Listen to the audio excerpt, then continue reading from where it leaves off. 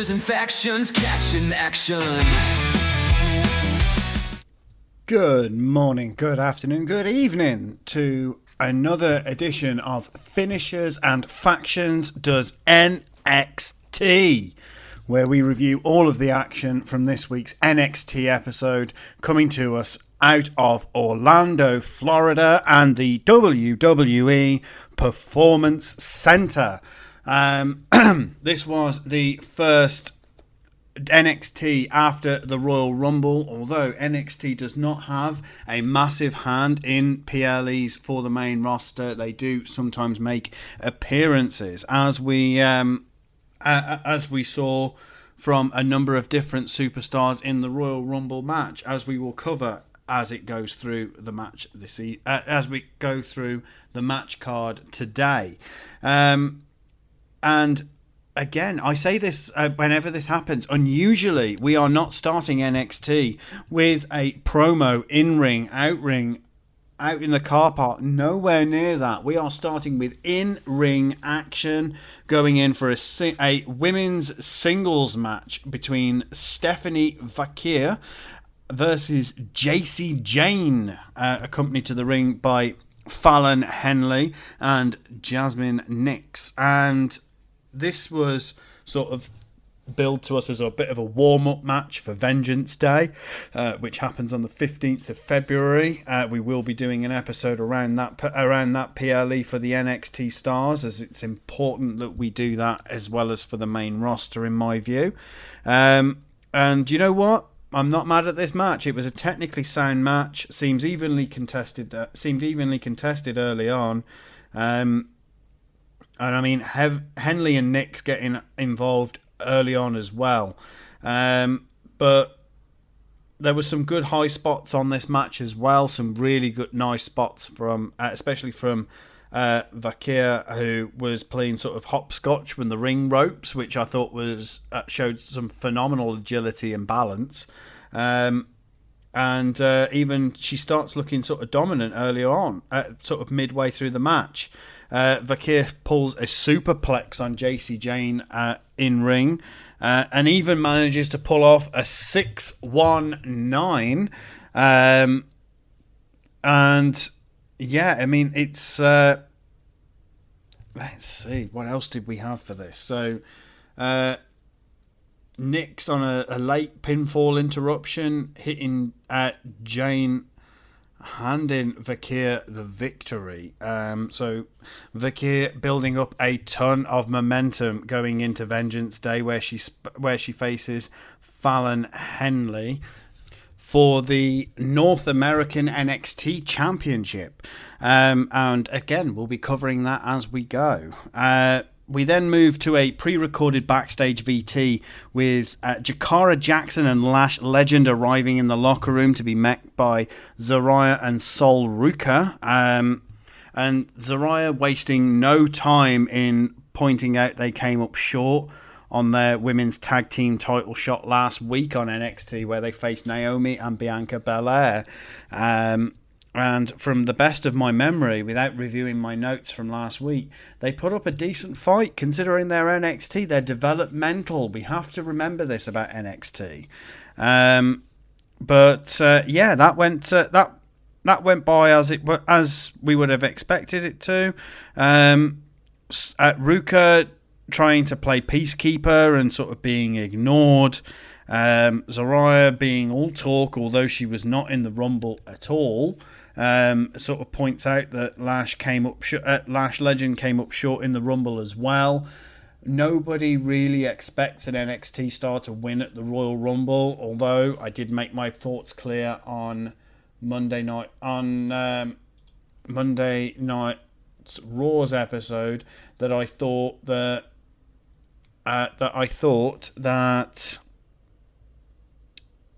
Roxanne Perez should have been the winner of the Women's Royal Rumble, but that would have been to call her out of NXT, essentially. But she's still got business in NXT, so I can sort of understand the decision. I still don't think Charlotte Flair should have won, but yeah, no, less said about that, the better.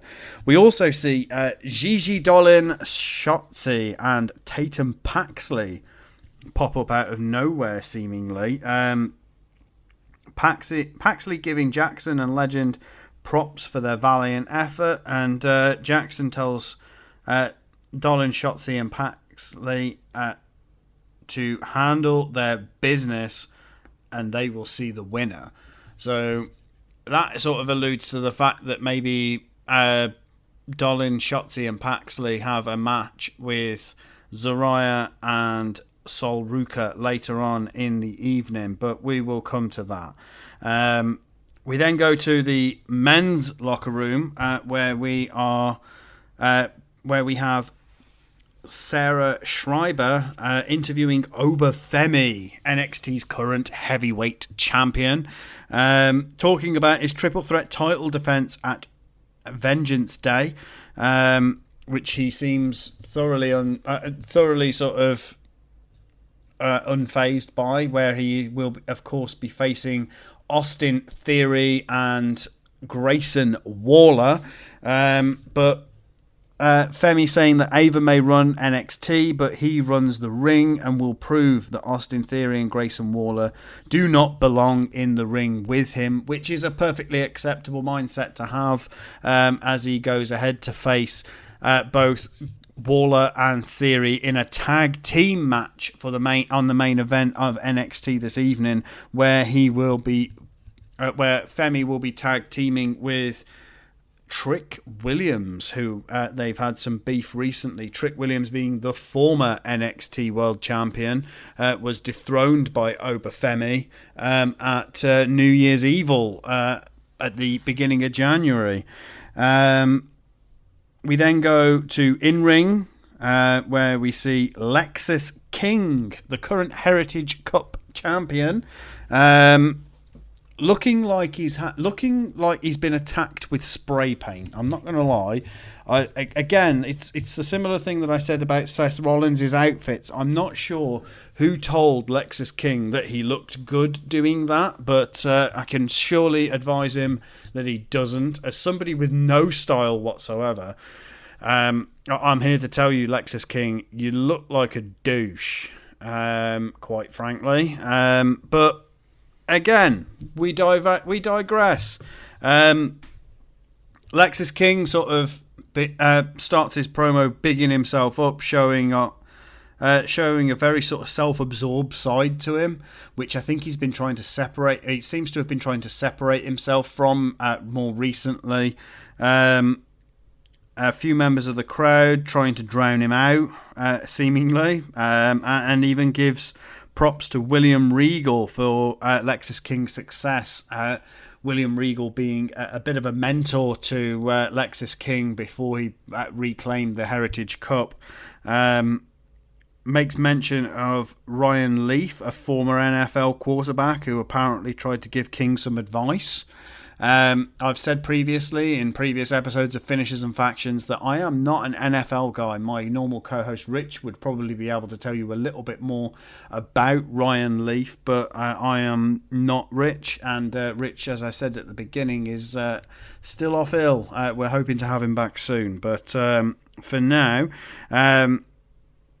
Lexis King then goes to make mention of his dad, the late Brian Pillman, who we've mentioned on the NXT episodes before.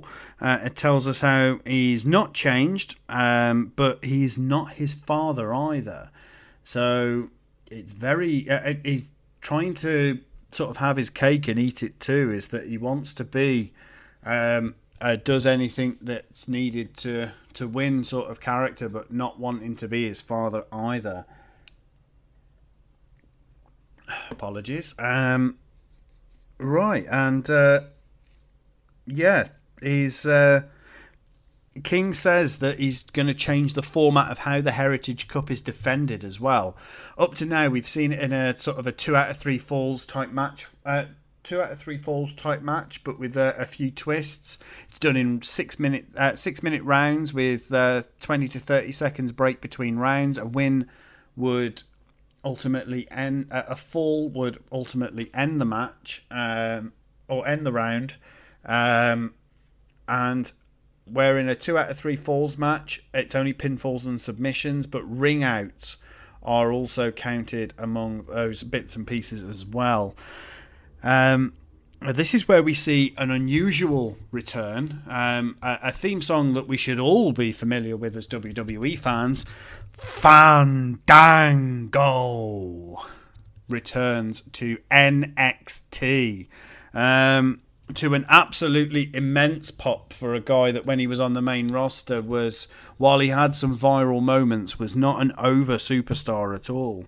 And in fact, King goes on quite early on in the conversation to point out that that at one point Fandango was playing dress up with Tyler Breeze, but also made the same observation. Fandango also made the same observation that I did. At least he never had to have his face painted on. It was. We've got a few more bits and pieces from this promo to go just yet. It's important to realise Fandango is one of the first superstars we've seen from TNA, Total Non-Stop Action Wrestling, and whereas we know him as Fandango, TNA fans will know him as JDC of the System. And next week, Lexus King will be against JDC for the NXT Heritage Cup Championship. We then went from that into the second match of the card, which saw Ridge Holland versus Stax of the D'Angelo family, and Stax came equipped with the D'Angelo family in tow, as well as having Sean Spears, Nico Vance and Brooks Jensen in an Overwatch position. Now, this is something we've seen a couple of times when NXT is brought to us out of the Performance Center, is they have a bit of a high-rise platform where generally third parties will come out, watch matches from there and sort of otherwise make their presence known without being able to get directly involved in the matches. And Stax, this match came to us after, I think it was last week on NXT. Ridge Holland and Stax had some crosswords, some crosswords all to do with sort of Izzy Dame and what her involvement is with the D'Angelo family. She says she's not in it, but she's very much involved in it. Her and Tony D'Angelo going away having secret conversations. It is a very confusing circumstance, to be sure, and hopefully we will get some more answers as time rolls on. But as for this match, Stax comes out the gate hard. Ridge Holland ends up shoving Stax into the steel steps. Ridge getting in Stax's face, and in doing so sort of gives up some of the momentum for the match. But all in all, sort of a very even exchange between the two. They're getting sort of equal time in control of the match. The momentum shifts quite evenly. At one point, Stax goes top rope, gets pushed off to the floor by Holland, and Holland comes out to retrieve Stax, shoves Tony D'Angelo away, who is there to check on the underboss. D'Angelo gets heated and tries to get in the ring, but is stopped by the ref. And this is where we see Izzy Dame running in to try to interfere, but Holland saw it coming. This has happened before when Ridge Holland has challenged for the title that the D'Angelo family are currently holding on to. And we've seen this before, where she will come in and interfere in the match and basically tip the scale in the D'Angelo family's sort of way of thinking, in their direction, to basically give them the match and allow them to hold on to that title that they hold on to so very dearly. But Stax still tries to take advantage of the distraction, tries to steal a win but fail, and Holland hits him with the Redeemer for a win. So the D'Angelo family take the L in that matchup. And we move on from there to a backstage promo from the locker room where Fraxium, which is the current NXT Tag Team Champions of Axiom and Nathan Fraser, are confronted by Josh Riggs and Yoshiki Inamura. But before Riggs and Inamura make their entrance, we overhear the end of a conversation between Axiom and Nathan Fraser about how they're going to be defending their tag team titles again on TNA, but this time versus the Nemeth brothers. Now, Nemeth sort of perked my ears up a little bit, as I am aware that a former WWE superstar is currently performing in TNA as Nick Nemeth. If you don't know, we know him as Dolph Ziggler, and has been enjoying quite a bit of success over in TNA from what I understand, and is battling alongside his real-life brother, who also appeared in WWE, just not quite to the same extent as Dolph did himself. We knew him as Briley Pierce, but in TNA he is known as Ryan Nemeth. And yeah, so they're going to be defending theirs in the Impact Zone at TNA, if that is still what TNA's arena is called. And Briggs and Inamura are basically coming to try and taunt and intimidate for a tag titles match. And Fraxium aren't really having any of it. They tell the pair to go out. You've done a lot of complaining, and you need to go out, actually win a match to deserve a title shot. And I think we can see where this might be going, as both Briggs and Inamura leave separately to go and find opponents for them to face in a match, and then to obviously go to Ava to get it sanctioned. Now, as that promo finishes, we are brought into a match, the third match of the card, which was a women's tag team match, which saw Sol Ruka and Zarya versus Gigi Dolan and Tatum Paxley, accompanied to the ring by Shotzi. And I didn't really get a massive amount of notes for this match. I sort of didn't. I got sucked into it, but I'm not sure what sucked me into this match. So some of the main points that I took away from this match was that Zarya is a complete powerhouse, and yeah, Gigi Dolan and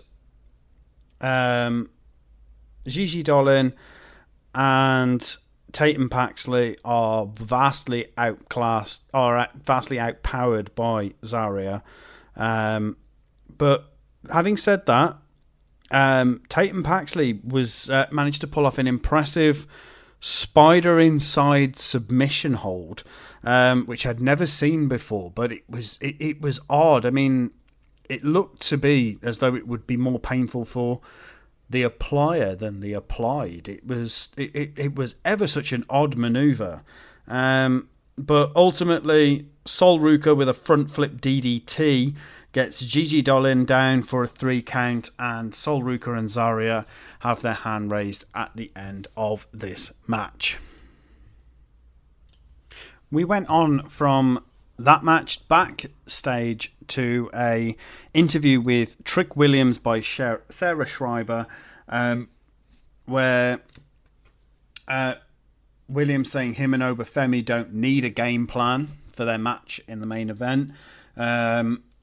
That Williams wants to tell both Waller and Theory that he's going to drop their bitch ass, and tells Femi that his receipt is coming. I mean, this was actually quite a controlled response in comparison to some of the things we've seen from Trick Williams in previous weeks, since he lost his title and seems to be out of the running for a future title shot moving forward.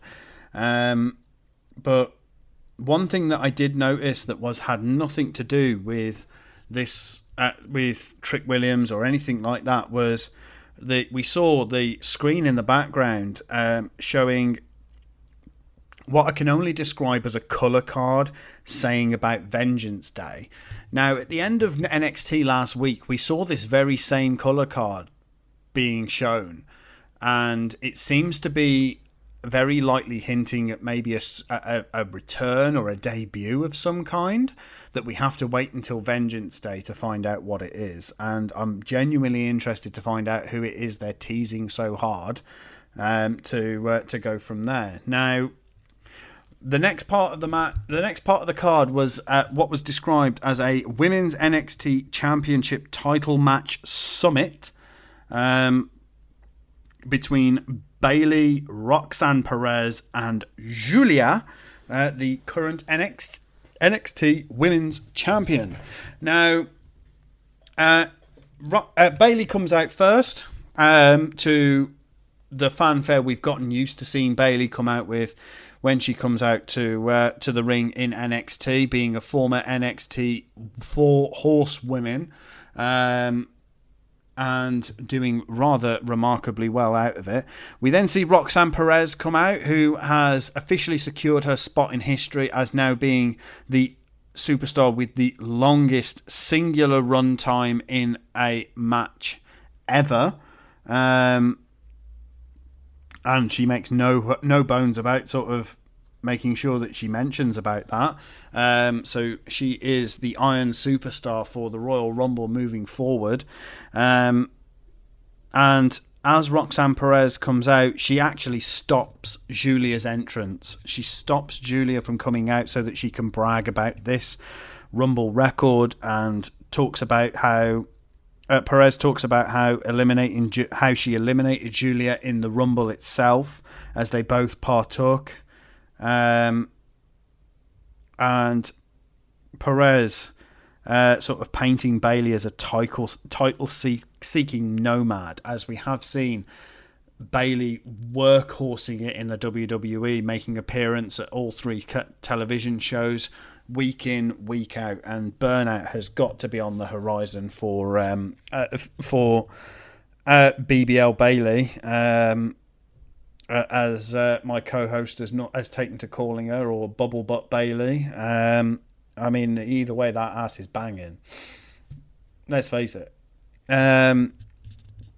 But Bayley shuts down Perez's rant by calling her spoiled and entitled, and I'm not really sitting here disagreeing with her. I think I'd be a lot more sympathetic to Perez if it weren't for the fact that, as a viewer viewing from home, I have to listen to Booker T constantly just dribble praise like vomit from a hungover person's mouth out of his mouth. It just, it makes little to no sense to me as to how that works, but hey ho, what are you going to do? And Bayley says that she so Perez basically makes a crack at Bayley, saying, "Oh, you don't want anybody to surpass you. You think that you're the golden standard." And Bayley's basically comes back and says, "Do you know what?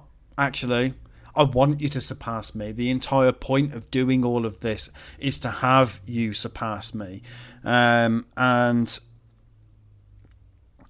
Bayley talks about sort of building one of the first rings in the Performance Center with her very own hands, and how she's built the developmental ring, the developmental branch of WWE from the inside out. And Bayley talks about having promo class with Dusty Rhodes just down to the side of where they were in the ring just then.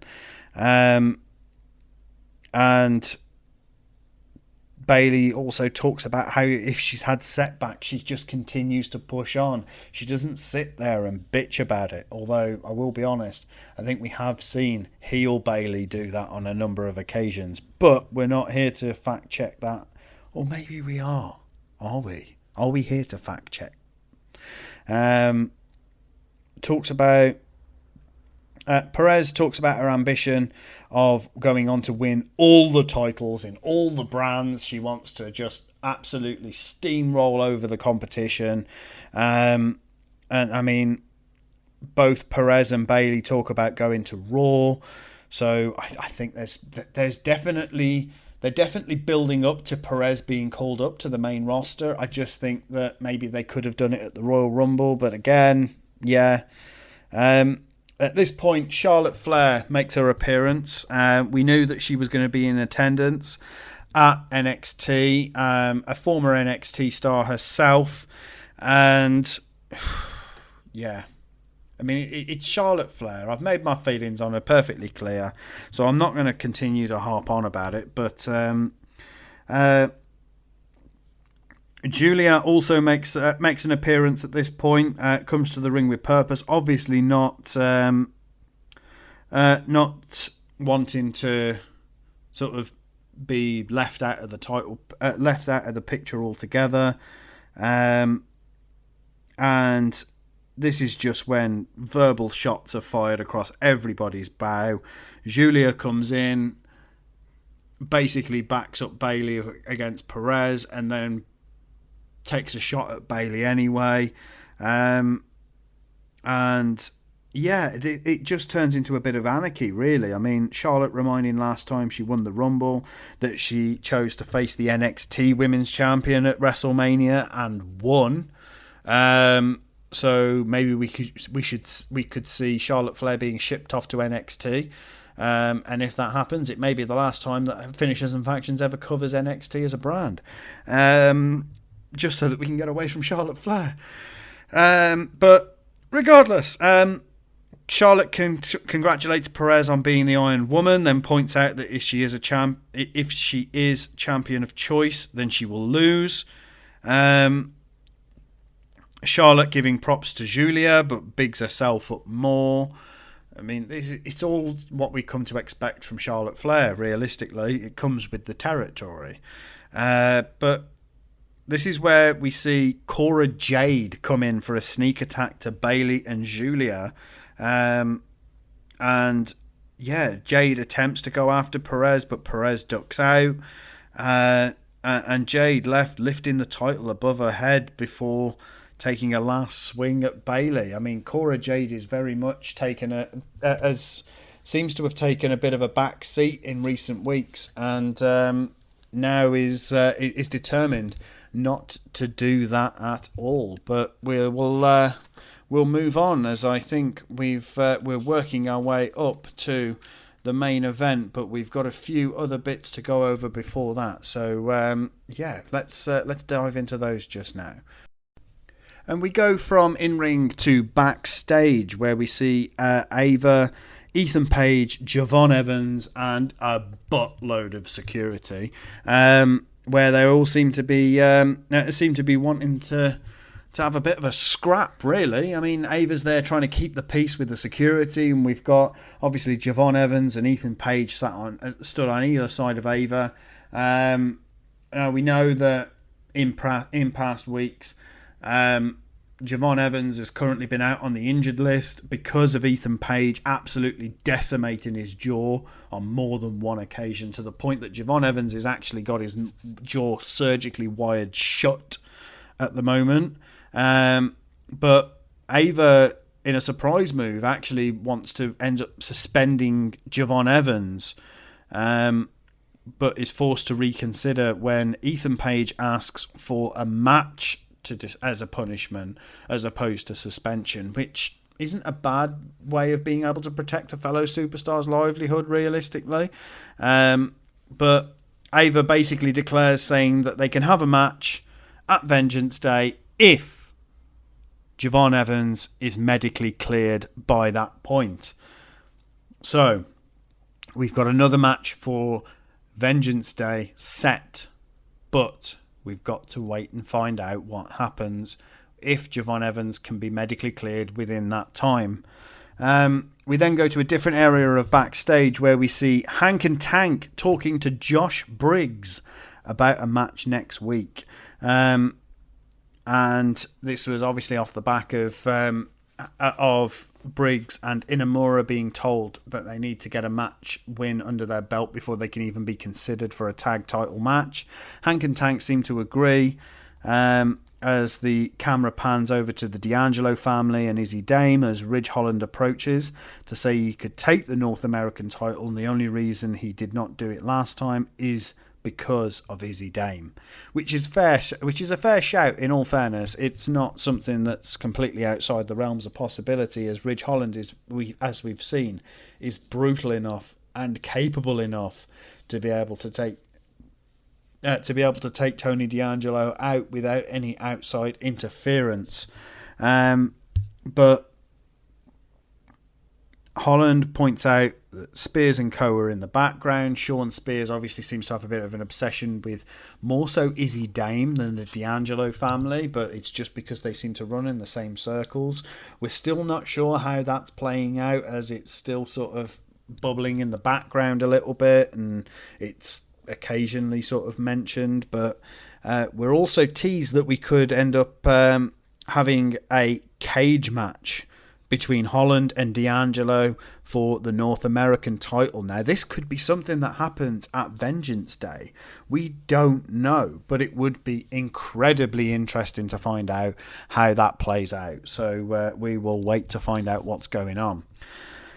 We then move on to match 4 of the card, which was a women's singles match, which is between Kalani Jordan and Carmen Petrovic, who comes out to the ring with Ashanti Adonis, who she's currently romantically involved in within the storyline. I don't know if that extends to outside the storyline, but within the storyline, they're certainly involved.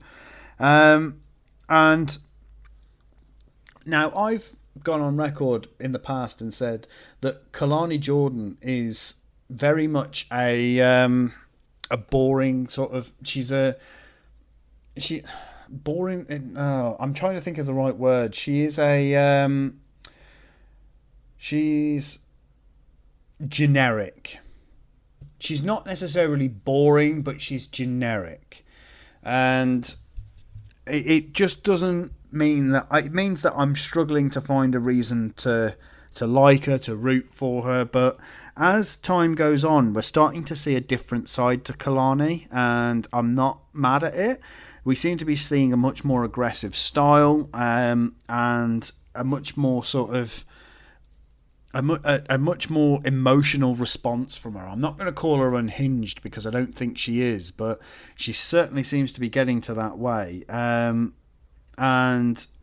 yeah, this match is a perfect embodiment of it. Both women, both Kalani and Carmen, showing aggressive style during this match. We see that midway through the match, Jordan dives out of the ring, and instead of hitting Carmen, ends up getting Adonis for it. Jada Parker, who Kalani Jordan has had some issues with in the past, as well as Carmen Petrovic, comes out to basically distract Jordan. I think majority of it is. And let's see, Jordan catapulted across the ring by Petrovic. Oh, this was off the top turnbuckle, I believe. It was. I'm not even entirely sure how to characterize this move, but it was phenomenal for somebody who is as small as Carmen Petrovic is, to be able to get that much distance and height on somebody who's going to be she's physically fit. She's not huge, but she is muscularly dense. Is Kalani Jordan, as I believe that she is a former gymnast, so there is probably 0% body fat on that woman, realistically. Jordan ends up hitting a running angle slam, which was actually quite nice to see. We haven't seen an awful lot of angle slams since Kurt Angle's retirement. Jordan with a submission victory to Petrovic, but because of Jordan's unsportsmanlike conduct, and what I mean by this rather, is after the match ends, and Jordan gets the submission victory over Carmen. She reapplies the submission hold again in an attempt to just try and absolutely decimate Petrovic, and the ref, in an unusual thing that we don't see very often, ends up reversing the decision and awarding the win to Petrovic, which Kalani Jordan gets understandably upset by, but has nobody, and I mean nobody, to blame but herself. If she had just had her hand raised, gone to the back, she would have walked out with a submission victory over Carmen Petrovic. She had to try and take it that one step further, and we know that that never works when it comes down to it. So, completely her own fault.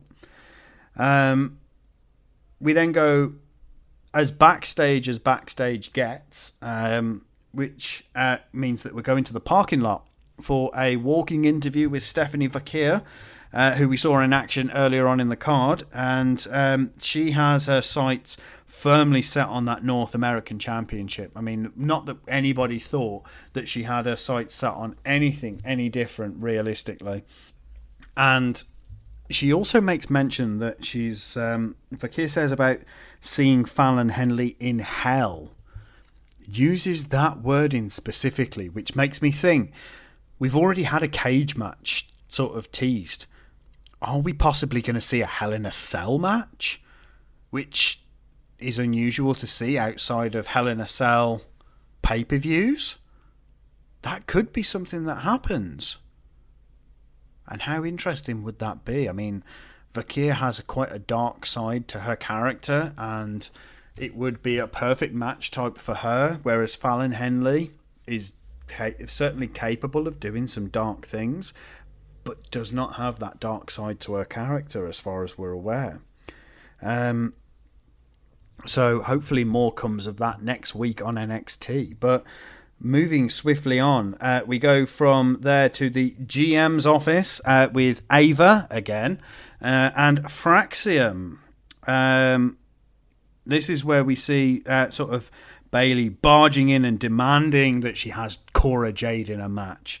And we know that is then, after a bit of back and forth, that is confirmed. Cora will face Bayley next week in a singles match, which I think is perfectly justified. We then see Briggs and Inamura come in. As I alluded to earlier on, I think we saw where this might have been going, as the proficient tag team of Briggs and Inamura, as they like to make themselves out to be, are not that good at communicating, as they've both gone away separately and individually found a tag team each. Briggs finding Hank and Tank, and Inamura finding NQCC. And this is where it gets a bit complicated. Ava sort of has a sly jab at them, says, oh, well, if you'd communicated with each other better, this wouldn't have happened, but there's an easy fix for it.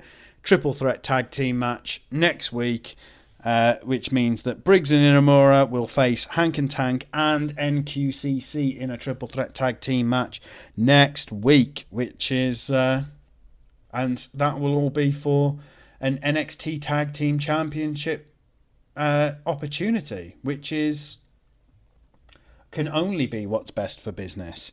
We then see a backstage interview where A-Town Down Under have an interview with Sarah Schreiber, and we start to see some cracks in A-Town Down Under, where I don't think they've sort of come to realise that this triple threat that they're in this triple threat match that they're in at Vengeance Day for the NXT World Heavyweight Championship is going to be, it's either one of them wins it or the other one wins it, or Oba retains. It's not a case that they can both win it.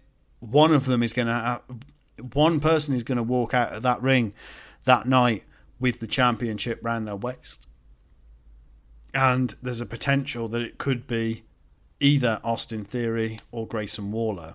Could this be the end of A-Town Down Under? But they don't have time to rest on their laurels, as the main event match approaches. we see this is a men's tag team match set for one fall.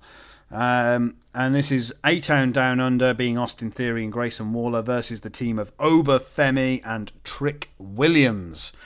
Now, we know that when former rivals have to tag together, especially if it's against their will, it's never going to end well. It's always going to go badly.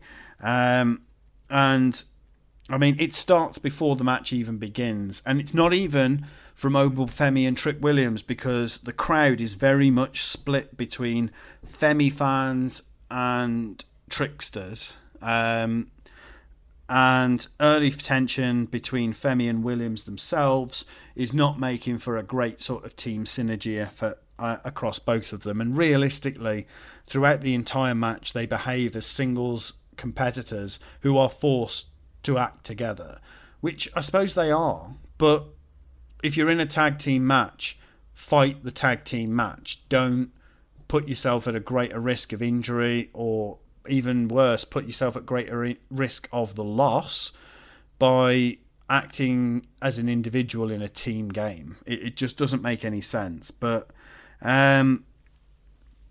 it's a case that Femi and Williams, despite themselves, are sort of dominant early on, even though they seem sort of more focused on one another. But this isn't to say that A-Town Down Under are going down without a fight, as they manage a big suicide dive to Femi and Williams at one point. Waller diving off the barricade to a prone Williams on the floor. I mean, Oba Femi comes back swinging. I mean, this guy is a huge gorilla of a man. And he does a huge Samoan drop to all of A-Town Down Under. So not just Austin Theory and not just Grayson Waller, but the pair of the prize pricks end up taking a Samoan drop from Oba Femi. And honestly, I think this match could have gone either way, but the deciding factor wasn't any of the men in the ring. In fact, it was Eddie Thorpe, who has been in the NXT Men's Heavyweight Championship match picture for a little while, has had a few challenges which he's been unsuccessful in, comes in to interfere, and ends up taking a strap to the back of Williams' legs. A-Town Down Under pick up the win, and Thorpe just starts beating the hell out of Williams. And this sends A-Town Down Under with a lot of momentum into next week, as we will no doubt see Trick Williams versus Eddie Thorpe next week, I would imagine. This has not been officially announced, but being a wrestling fan for as long as I have, I feel like that's a pretty safe bet as it goes. And the episode closes with this all too familiar colour card, except we see 4 silhouettes. Now, I don't recognise any of these silhouettes. I mean, my initial thoughts as I'm thinking about it now, could it be the Wyatt Six? They were transferred supposedly to SmackDown but haven't been seen as of yet. Are we seeing something similar to the Wyatt Six? Are we seeing possibly a new offshoot of the House of Black? Is that coming to NXT potentially? There's so many possibilities as to who this could be, but I think we are going to have to wait at least for next week's NXT to maybe get a few more details, or possibly even wait to Vengeance Day as to when we find out what happens with that. And with that, we come to a close of another episode of Finishers and Factions. I thank every last one of you for listening, and implore you all, get in touch with us. Let us know what you like, what you don't like about the podcast. We are always happy to take any sort of constructive criticism that anybody has for us. And hopefully sometime soon we will see Rich make his triumphant return battling the illness, and he will be back before long to help me out and bring his unique opinions to the podcast. But for now, We have been, or I have been, Finishes and Factions does NXT. And we will see you again for Finishes and Factions does Friday Night SmackDown. Thank you for catching some action. See you again soon.